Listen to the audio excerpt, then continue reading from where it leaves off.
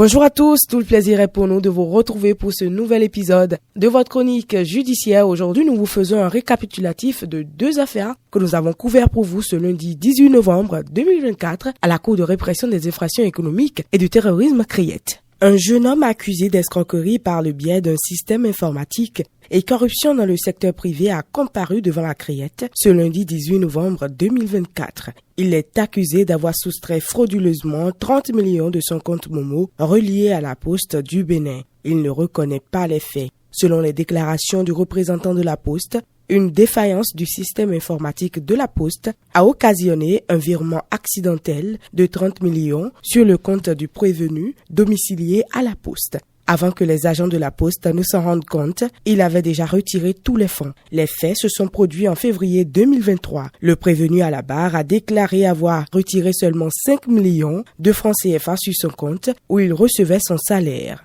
Le dossier est renvoyé au 9 décembre pour que les relevés de ces retraits d'argent soient fournis à la Cour.